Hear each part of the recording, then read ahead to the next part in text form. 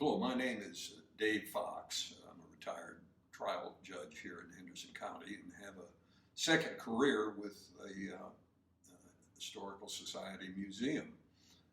I have the opportunity to display much of my military accumulation that I've been putting together all these years. Now, the theme of war is, to me, an interesting one. I was involved in one. And Henderson County, to a large degree, owes its presence to past wars. Henderson County, at the time of the American Revolution, was no man's land between the Catawba Indian and the Cherokee Indian tribes. But it was settled, and largely by veterans of the Revolution, both Tory, pro-British, and patriot. Henderson County's definitive moments was, of course, were during the Civil War. Henderson County sent off, according to Jenny Giles, the historian of this county, nearly every male that could bear arms to the Confederate Army at one time or another. And of these men, fully 25% never came back. And of those men who did come back, fully half of them were crippled mentally or physically for life. It was a terribly traumatic experience. And while they were gone, deserters, pro-Union, pro-Confederate guerrillas washed back and forth over this helpless county. There was rape, murder, pillage. It was a horrible experience. In fact, at the end of the war, the Federals sent cavalry here to attempt to create peace. So, Civil War took 50 years to get over. Nobody wanted to get into World War I, but we did. And when I came to this county in 1974, the World War I veterans who ran the county after they came home were just letting loose of the levers of power. And the World War II veterans were in full command of all aspects of Henderson County. And since that war, Korean War took many boys from here, and there were many deaths. And my war, Vietnam, of course, accounted for any number of Henderson County boys. I'm going to take you about a brief tour of this museum. I'm going to start by pointing out a discordant figure. This is a World War II German soldier. He's represented in his full combat outfit immediately before being captured. Why? Because many people don't know that there were two prison of war camps in Henderson County, one near East High and one out 191, where German soldiers were kept and were used to assist the farmers around the county as day laborers. And many of them made friends locally, and some even came back after the war. I believe one became a Lutheran pastor and served in Black Mountain. This is a diorama of Chattanooga, above Chattanooga on Lookout Mountain. North Carolina troops fought during the Civil War, both in the Eastern Theater and the Western Theater.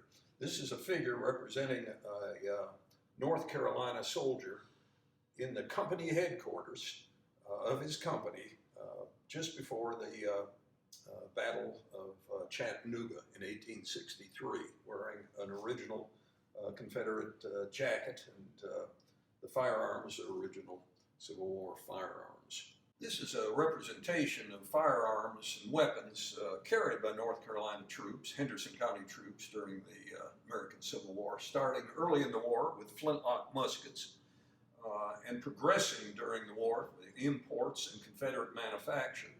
This represents cavalry, the weapons they would carry.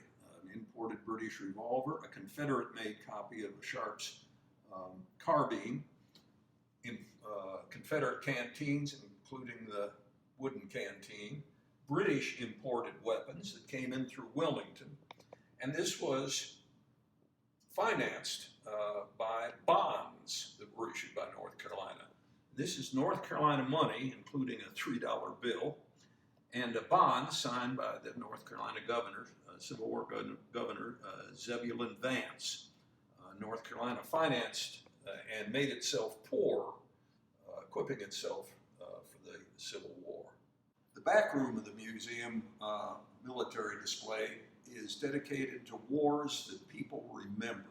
World War I, World War II, Korea, and Vietnam, and the Gulf Wars. This is a figure representing a recently landed paratrooper from the D-Day invasion. He is wearing all original equipment, all of the accoutrement that he has, and if you visit the museum, you notice at the top of his uniform peeking out is a small switchblade knife, which they kept in case they landed in a tree and all tangled in their shrouds and lines. They could reach that knife, open it with their thumb, and cut themselves loose. An interesting detail. War changed the role of any number of groups in our society. Women came to the fore during World War II and never entirely retreated. For black citizens, World War II presented an opportunity to claw their way up closer to equality. And part of that equality was the famous red-tail Tuskegee Airman. This figure represents a Tuskegee Airman, a black fighter pilot who was one of them who fought in Italy, especially northern Italy, during World War II. They fought the latest United States piston planes and actually contrived to shoot down at least one German jet plane. As of today, there are very few of these men left, but certainly pioneers in war and for their race, for which Henderson County has benefited. The Korean War exemplifies the fact the United States is usually unprepared to enter war, and we certainly were unprepared to enter the Korean War. We had no concept of the terrible weather conditions, bitter cold, terrible heat. Our equipment was obsolete. We were using initially troops who were not well trained. It was a very unpopular war, involved many Henderson County men, and many of them never came back from that war. It set us up for our next major conflict, Vietnam, which, if anything, was even less popular. Vietnam, many of my generation remember Vietnam in different ways. Some of us fought in that war, some of us fought against the war. Henderson County sent approximately 3,000 men and women to participate in Vietnam. This is my Vietnam display, and it's things I brought home from Vietnam.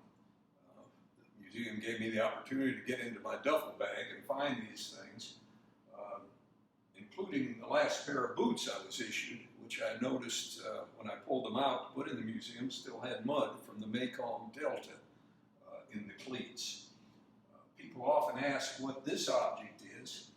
When we went on a patrol, we were issued, say, 3 days rations in cans, and we would put the cans in a GI sock and hang them from our equipment because they were very uncomfortable carrying about our persons.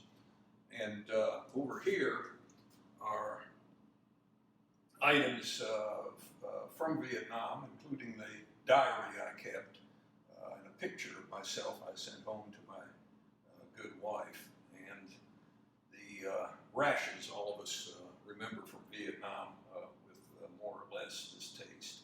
This is the last case. It represents a soldier fighting in the desert, the first Gulf War.